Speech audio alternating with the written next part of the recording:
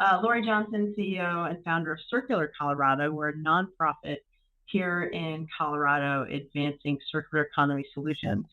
And we run the Colorado Circular Economy Development Center, so short acronym will be CEDC. So I want to start by telling you who the CEDC is. We are the market development agency for the state.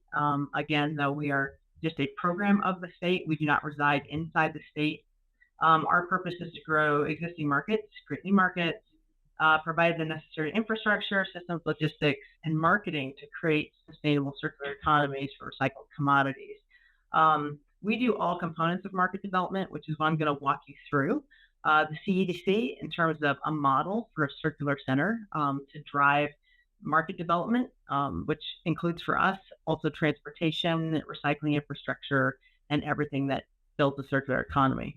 We are funded through an enterprise fund that I actually was running another nonprofit here that we pushed a bill that created a tip fee at the landfill.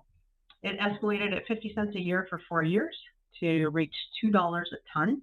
And that created an enterprise fund to give grants and other types of funding to support infrastructure and development for recycling and circular economies.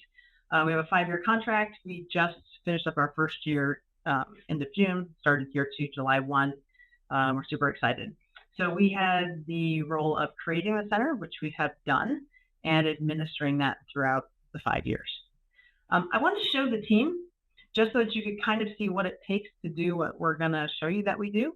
I have a deputy director who's actually on this webinar as well, a director of special projects. These two folks were just added here for year 2. An administrator that takes care of a lot of our contracts and proposals, marketing and business director. And then we have satellite offices. So Colorado is what we have. We have what's called the Front Range. So we have a population density that runs from Pueblo in the south, if you know Colorado at all, to Fort Collins in the north. And then we have rural and eastern plains and mountain communities. So we have satellite offices to accurately reflect the profile of communities statewide. So we have an office in the Southern Front Range in Colorado Springs, and then we partner with the Grand Junction Business Incubator. We do have a gentleman there who leads that. His name is Mike Ritter, but I put their logo there because they act as our the CEDC space in Grand Junction, one of the fastest growing communities on the west side of Colorado. And then very importantly, we have a contracted staff position for environmental health and safety. And when I talk to you a little bit about our projects, it's a really important component that we have because this person works with the CEDC and goes on site visits with us, reviews chemicals that folks might be using in certain technologies, looks at safety, looks at everything. So when we're looking at vetting out a project for funding or just to advance here in Colorado, we take Laura Davis along with us, which that's a very important role.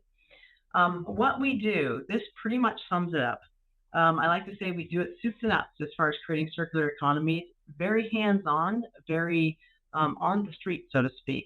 We do everything from helping with site selection, development, financing, project management, the transportation and logistics, which we'll talk a lot more about here in a minute, the environmental compliance, which I mentioned, and really strategically mapping out all the partners that make up that circular solution. So we bring in private sector, public sector, nonprofit, R&D, research and development, higher ed, you name it. We bring in all the players to kind of architect a circular model strategy.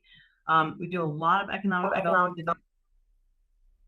I don't know how this sounds, but we do a lot of economic development, work with a lot of cities and counties and the state's economic development departments. This is who we do it with. Just kind of a snapshot. I mentioned a lot of these folks.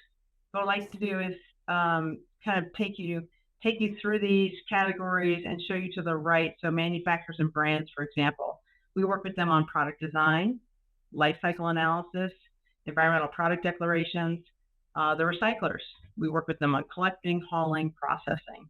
And I won't go through every one, but I just at a glance wanted to show you kind of who we work with in these different sectors as far as when we get ready to execute a solution, all the different players that are at the table. So we have a step-by-step guide. This might be too small for you to see, depending upon your screen. And we have a circular model design guide that we can share with you at the conclusion of this webinar, or we can let the folks at CalRecycle share it out.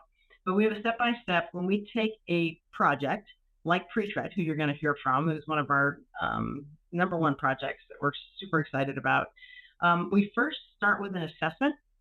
We do an exploratory meeting. We look at all the processes involved, from collection of the inputs to the manufacturing process to the product design to the life cycle analysis, and determine whether or not that is a project that is suitable for the CEDC to take on. Once we decide that that is, then we go to the next step. We outline the project. Really important step. What's the problem? How is it going to be solved? Who's it going to benefit? What's the timeline? And then, as you can read through the boxes, we identify the partners and stakeholders, one of the most critical elements. We perform a lot of financial analysis. We look at what it takes. Frankly, does it pencil? Does this make economic sense? It might make environmental sense, but does it also make economic sense? And vice versa. Then we move to strategic planning, where we really put the project together and we start assigning, who does what the priorities are, and the objectives to move forward. Then we set our project goals and timeline, and then we activate the project. Some of this happens faster, some slower, depending upon the magnitude of the project, and depending upon the complexity of not only the project, but the number of collaborators involved. And then when we get to the end and we cross the finish line and we get to the project launch, which we've done with one so far, again, we're just now going into our second year. We continue to help with marketing, and we continue to monitor the project.